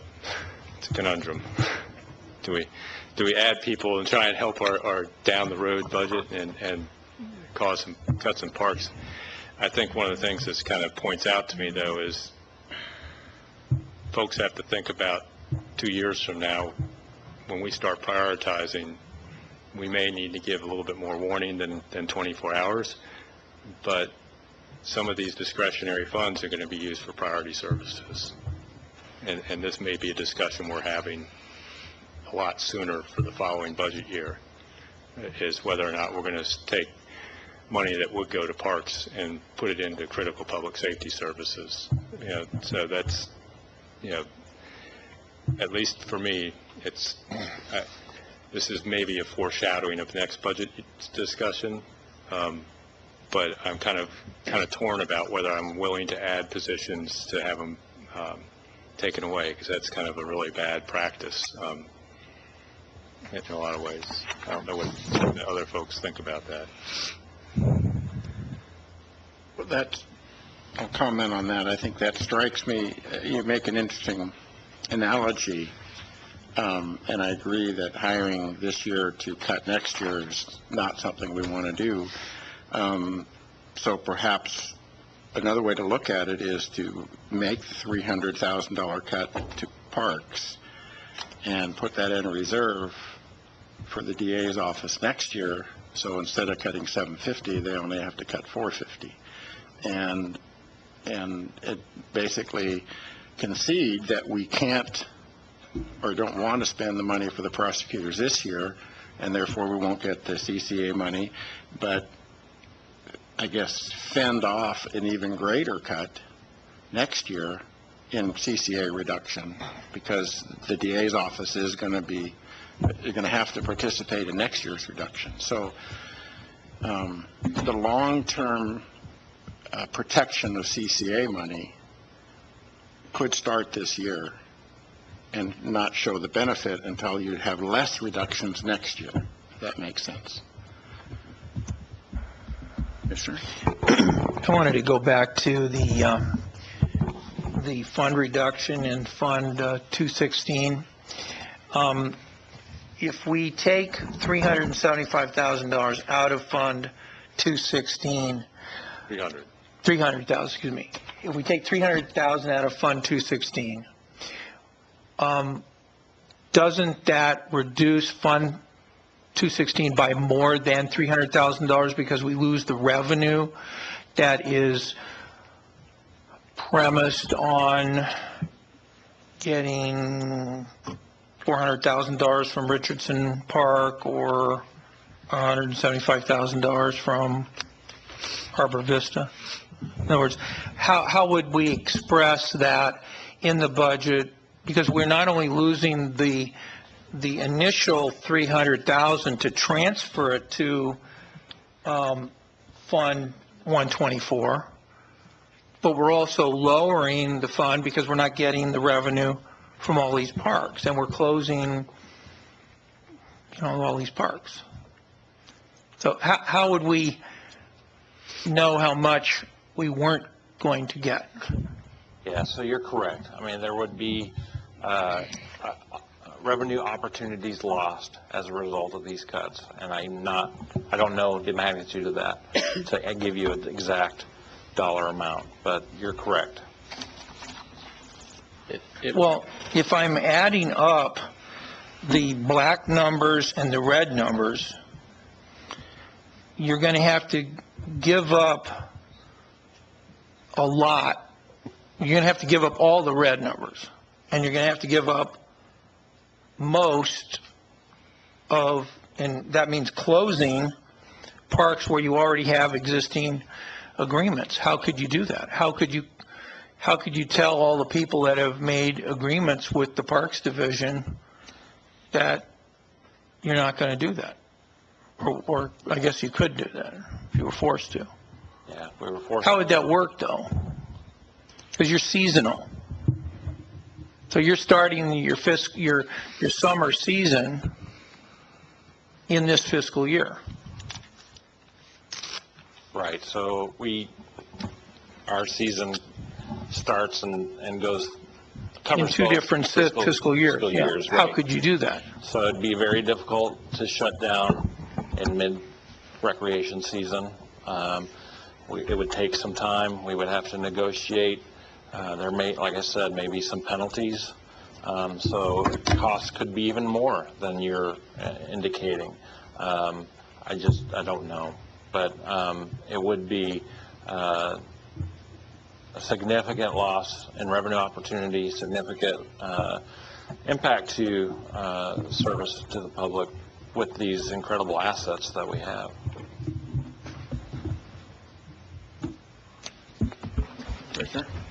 Thanks, Mr. Chair. Another piece that we could point out that Mike can't quantify until it actually happens is that people buy their park passes to go to parks, and if we close hypothetically 20 of them, we may lose revenue just in park passes. So we don't even know what that revenue might possibly be. And I don't know if it really means anything, but for somebody that sat at this table for 11 years, and probably one of the very first decisions that I made on a budget process was essentially the car rental tax was imposed to pay for parks.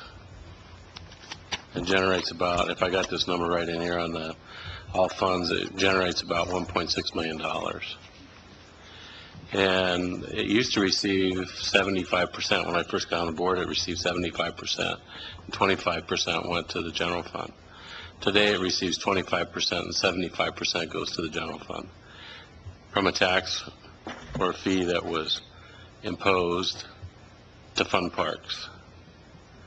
And I don't know about other folks on this board, but I've heard multiple times from different people that when fees are diverted from the purpose that they were imposed on, I tend to get lots of flack on that. So I'm concerned about that aspect. The second aspect is that we've had no public comment. We have a proposal here tonight that no public got to see. We don't even know what the 20, hypothetically 12 to 20 parks are that could potentially be closed. So we have no idea what type of public input we would have received from that. It could have been boat launches. It could be a lot of different things that, quite frankly, this whole place could be packed about. So I'm concerned about that. The second piece, or probably maybe the larger piece that I'm concerned about is we're staring at what we've already discussed here, 7 $7.5 to $8 million deficit next year that we're going to have to adjust.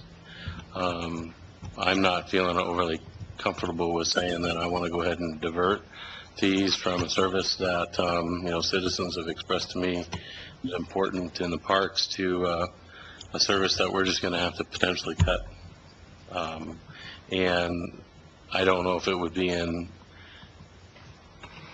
that service would be in long enough time. Alex might be able to tell me yes or no, but let's just hypothetically say you get them up and staffed and on board for 3/4 of a year and we have to cut them. Is that going to be a significant enough of a time of prosecuting that we're going to see any type of a measurable, we cut those positions and the next year that they combine the 2 years together to set their rate that they're going to put in the CCA funds, we may be even at a reduction yet. So. Yeah, well, I mean, to be clear, I'm not sure we're at the bottom of the damage that we've already done. So it's just a question of the polling over time. But assuming, I think a realistic number is maybe 700 people are added to probation over the course of a year. So if we had 2/3 of a year, it's going to be, I don't know, say 500-ish. And additional people going onto probation. My guess is that wouldn't be a huge difference. If we did that for 2 years, I'm fairly confident that the net cost would be less than the revenue improvement. But as I've said from the beginning, there are a number of variables that affect this. The only thing that's for sure is if we keep going for the bottom, we'll keep losing more than we would have spent to recover the money. And the rest of it is sort of, I have to say, is a crapshoot. It just is. There are too many variables that affect it. But one thing's for sure, if we do nothing, it'll just keep getting worse. I mean, that I can bet my house on. Yeah. Well, I'll disagree with that analogy, but, I think last year and maybe the year before that, I really believe that the answer is at the legislature. We need to convince to them that, we don't penalize us because we can't perform, because we lost a huge amount of our revenue that we used to fund government services with, and the federal government chose not to continue it. Don't penalize us because the federal government's not paying us and we can't perform. Don't penalize us because, we've had to make some difficult choices and our citizens can't fund it either, because we're $15,000 a year less than the median income for the United States in Lane County, because our folks don't have the opportunities to make a living wage like they used to. And we need to get the point across the legislature and get some help from the legislature that instead of basing it on how many people we got in parole and probation that we're monitoring, to the fact that we have a population and we have crimes, thousands of crimes that are not being prosecuted because we don't have the resources for it. Let's find an answer for that. Commissioner Stewart, I appreciate that view and I see the wisdom of it. The problem is that from the state's perspective, the money goes with the work. So if you're doing the work, you get the money. And if you're not doing the work, you don't get the money. And the problem is that the community corrections work isn't a function of population. Lane County has a much smaller population than either Clackamas or Washington County, but we have more felons. So we don't really want to argue for the money going just with the population, because in the end, if we ever get Lane County's system back to something resembling normal, it'll hurt us for the rest of eternity, right? We need to have the money go with the work in the long term. In the short term, I'd love to see the state help us out, but I don't know how to make an argument for today that I can live with in 6 years. Yeah.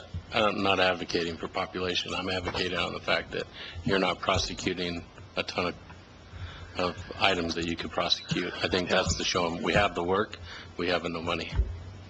Let's get some money. Well, I'm up there begging as often as I can. Sorry, we all are. I really appreciate the situation, but I can't echo strongly enough what Commissioner Stewart just raised, a couple of points. One, about the the revenue, and that it's specifically the environmental tax for parks, and tying revenue sources to their intended purpose and straying from that's a dangerous thing, particularly without better public process and opportunity for the community to weigh in, because I do believe you're right. If the community knew with more notice that this proposal was on the table, we'd be hearing from the community. So I would have real reservations about passing this without better public process and public input.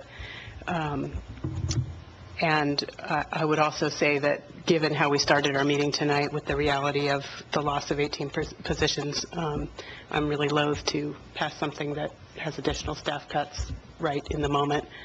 Just would be a hard thing to stomach.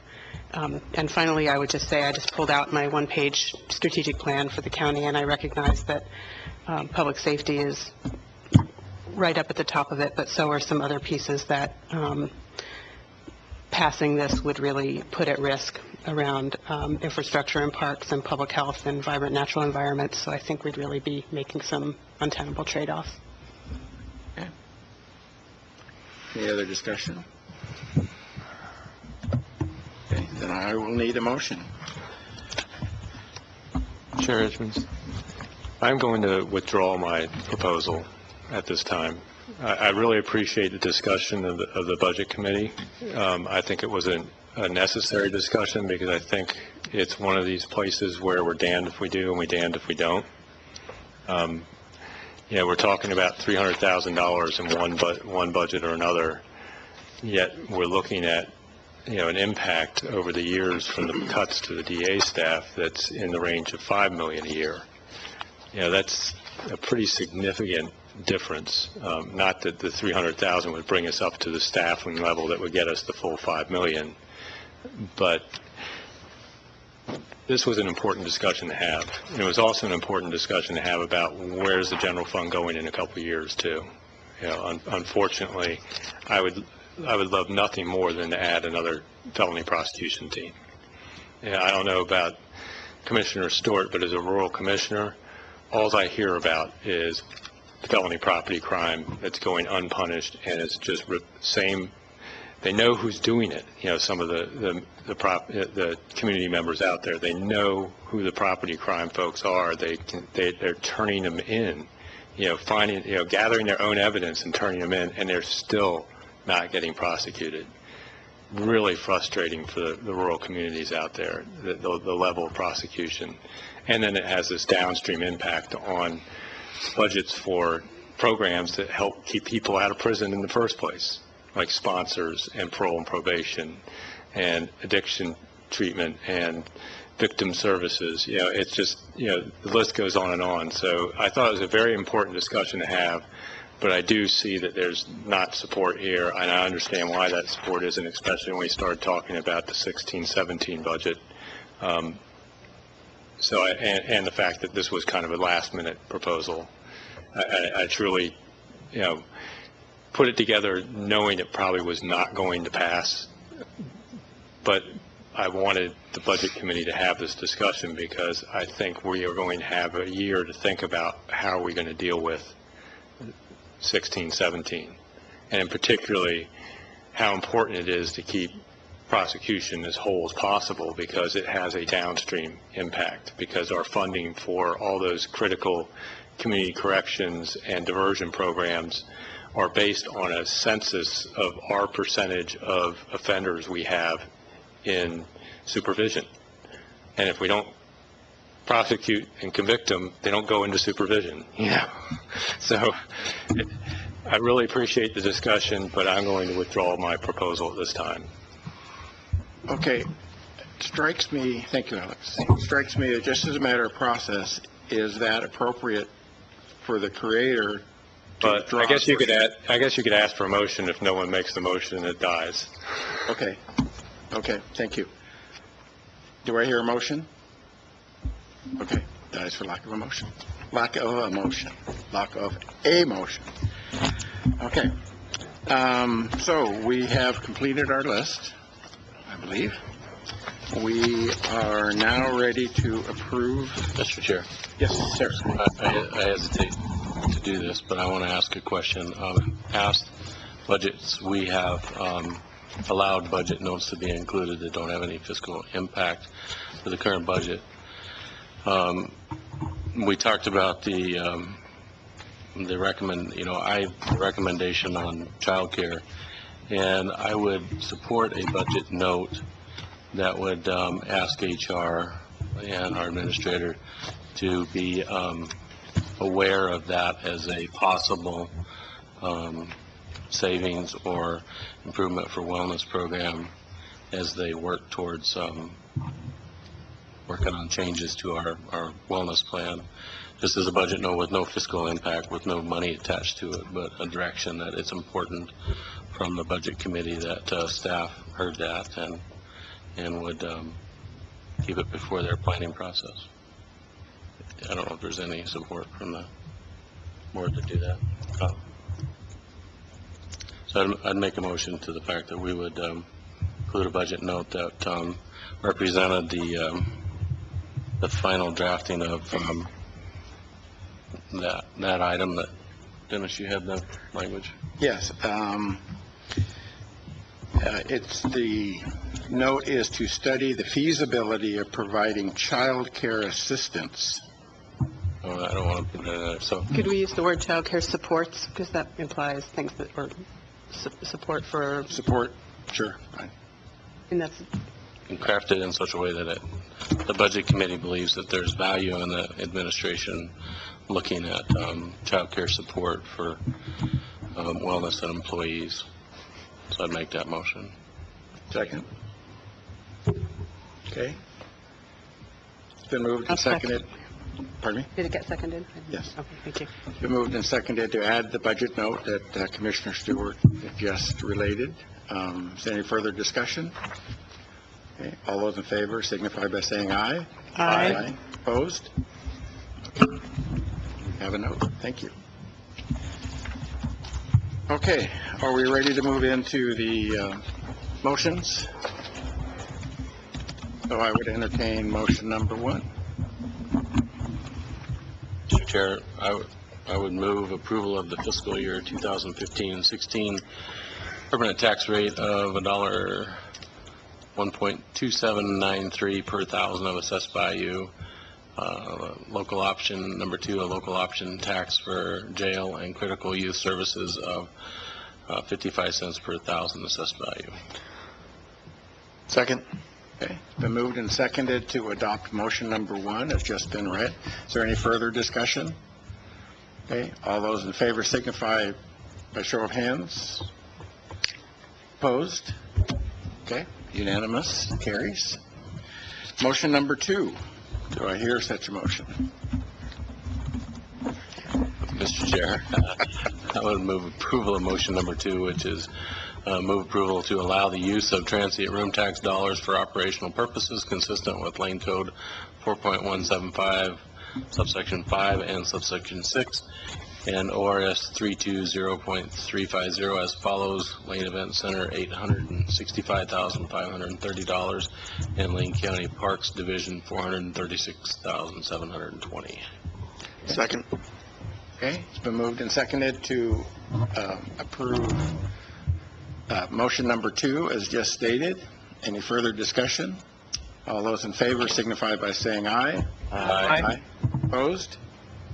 Motion carries unanimously. One more, motion number 3. Mr. Chairman, I move approval of the entire fiscal year 2015-2016 budget with all adjustments approved by the Budget Committee. Okay. Is there a second? I'll second. Okay. Been moved and seconded to adopt motion number 3. Any further discussion? Yes, sir. Thank you. I'll be voting in favor of the budget because it balances and it's a realistic allocation of the resources we've been given at this time, including how we're utilizing the Secure Rural Schools additional payments. But I just want to say the level of service it provides is inadequate. And that's due in part to a 70% reduction over time of funding of federal forest payments by the U.S. Congress which has caused us to make great reductions in programs, which we just heard a long discussion, then penalizes us at the state, even though we requested to try and freeze the formula 2 years ago at the legislature because we knew this was coming, and they refused to do so. So the legislature is allowing us to be punished for cuts of federal dollars to our general fund.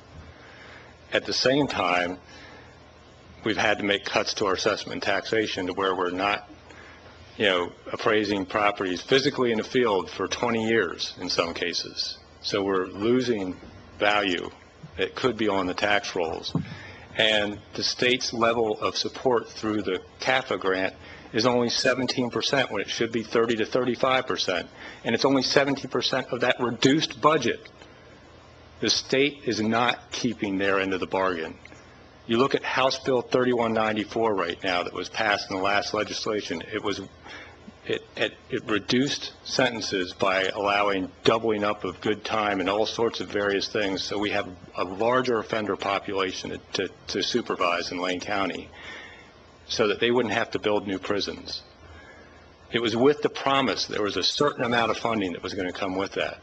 And it was basically the savings over time of not building those prisons divided by the number of years over 10 years. And it was going to be roughly $54 million this year, this biennium. The co-chairs proposed $20 million. We have to supervise more people on less money. Salem is letting us down. If you look at the Motor Voter Act they passed, we supported that based on the promise that they were going to put funding with it. We still haven't seen that funding come through the legislature, even though our elections department is going to have to handle those additional voter records. Everywhere you turn, the legislature is passing unfunded mandates down to the counties. It has to end. They have to uphold their end of the bargain with the counties. They can't look at these formerly timber-dependent counties that have reduced funding from the federal government by 70% and expect to hold old formulas together that were based on when we used to get those full 100% payments. Something has to change in Salem. Something has to change in Washington, D.C.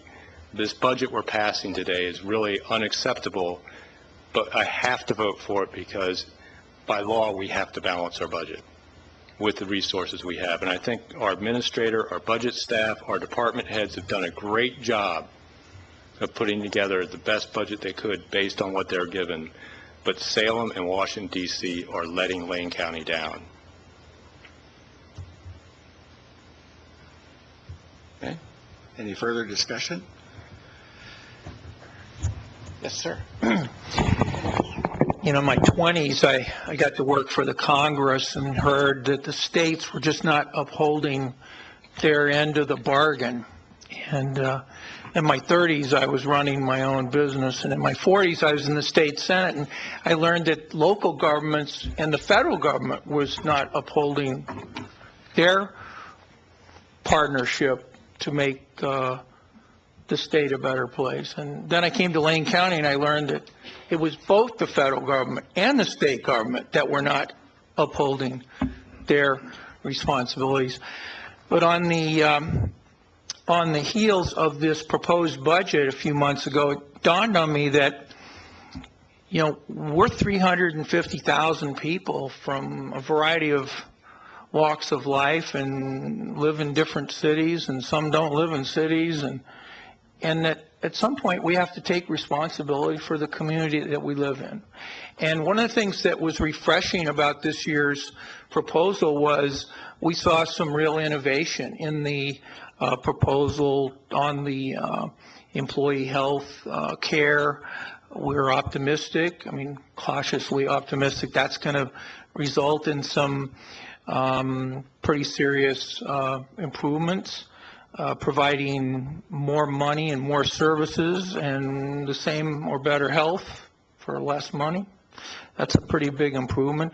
I think the proposal that the voters voted on was worth the vote and worth the effort to show that we're serious about trying to live within our means and that if people want proposals, we'll give those proposals to them from time to time.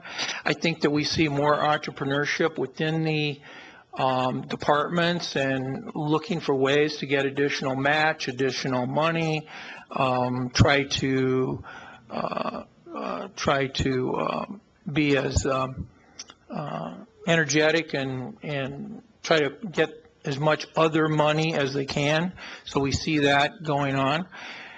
So I'm a little more optimistic about the future, and I do see a systemic problem. And I think looking out to the future with our public safety measure passing in 2013, having a 5-year measure, we ought to be keeping our eye on how to make sure we keep critical public safety in front of the public and how important it is, and an integrated system involving mental health and drug and alcohol and supervision and arresting and incarcerating and prosecuting, all of the elements of a balanced public safety system. We've got to do that in less than a few years. And the most recent outing with the voters wasn't all that positive, and I think we need to keep an eye on having a good, strong effort to serve the public with what the public, federal taxpayer, state taxpayer, local taxpayer has given us. And I think that's what this budget tries to do. Okay. Commissioner? Thank you, Mr. Chair. So real quickly, we have to support this budget. I appreciate Commissioner Bozovich's remarks. You know, it's inadequate, but I do want to say thank you to all of our staff, our department heads, all the work, the managers here, all the work you put together on this. I know it's been very challenging, and but I want to say thank you very much. Really appreciate the work you did on this. It's always sad to let people go. You know, it was never fun when you're an employer, I guarantee you. It was very challenging, and it's not fun here in the public sector as well. A couple things I'd like to just share real quickly.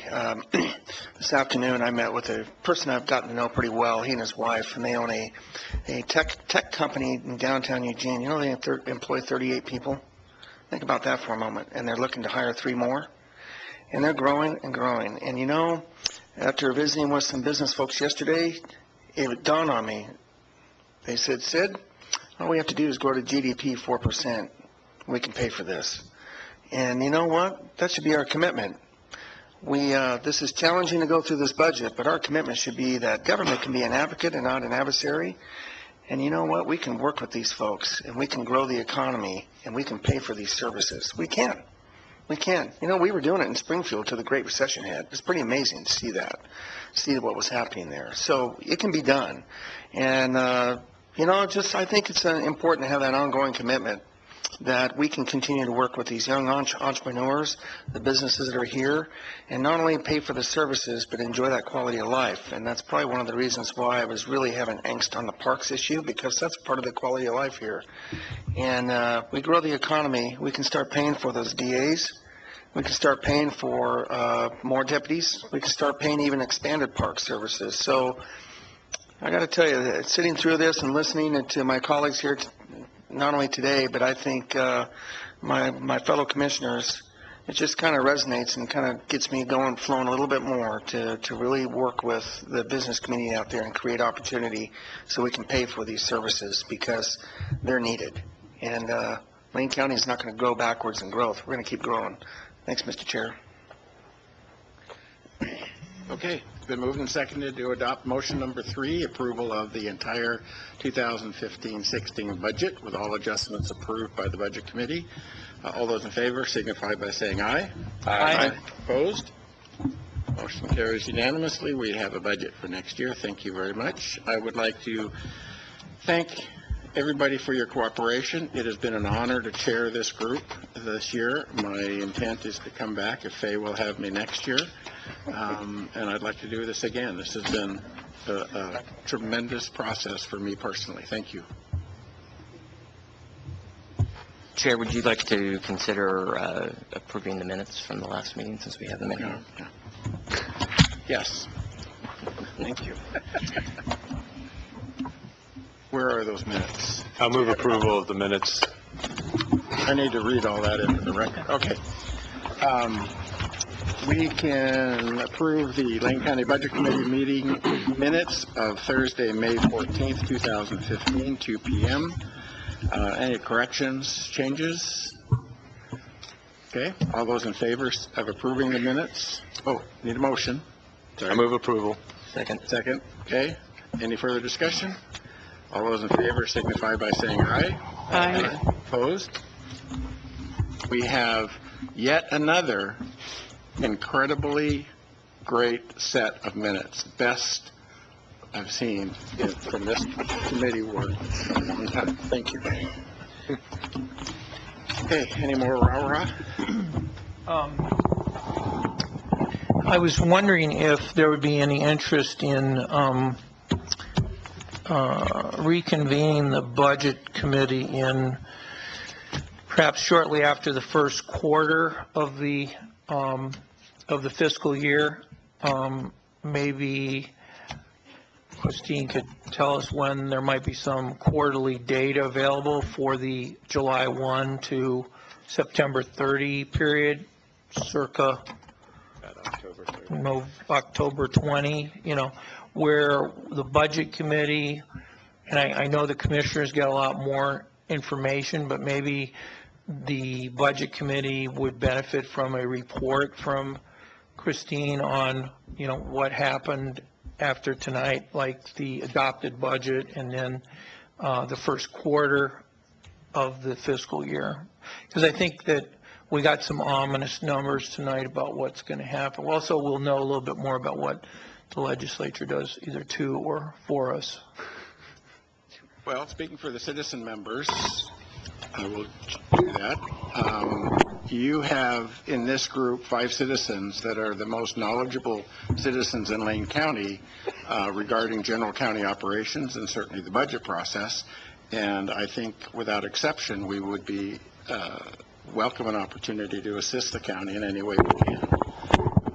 Why don't we just leave it up to you then as to having, since you're the chair, having the calling a meeting of the Budget Committee in October or whenever Christine thinks the first quarter data will be available. Well, I think Christine has got something to say. So we actually need to check with the Oregon Department of Revenue on that. I know we've done this in the past, but there actually is some budget law that talks about the first meeting of the Budget Committee, and it typically is when you receive the next year's budget. So it's not really set up to do mid-year Budget Committee meetings. So we would want to check with them, but that's what I've been told in the past, that is a technical violation of budget law to meet outside of the annual budget process. So maybe we could find out, yes, since our lawyer's out there nodding at something, maybe changing the name of Sit in Duck Park to some other name. Sit in Duck Park, I learned tonight. Maybe we could have the board meeting, we could have a board meeting on the budget and invite the Budget Committee members. Sure, and that's what we do with the leadership team meeting. So we're providing information to the board, and the Budget Committee is invited to attend and receive that information, but it's not technically a Budget Committee meeting. Okay. Right. Christine, I get the impression that the Eugene City Budget Committee is much more involved in advisory work all year long. And I assume they fall under the same budget law that we do. So that might be an interesting place to start to model what they do. If you... Well, I'm just repeating what Oregon Department of Revenue said. I mean, it happened in a year when many jurisdictions, including school districts, were all meeting ahead of time, which makes sense from a planning standpoint, but they said that really is a technical violation of budget law as it's written. Okay. Right. It's your call? Yeah. Well, We just can't call it a Budget Committee meeting. Right. Pardon me? We can't call it a Budget Committee meeting. We can call it a board work session that our citizen members are invited to. Right. Okay. But we can't call it a Budget Committee meeting. Okay. Anything else? Lori? Herb? Dale? Okay. Anything else for the good of the meeting? We're adjourned. record reflect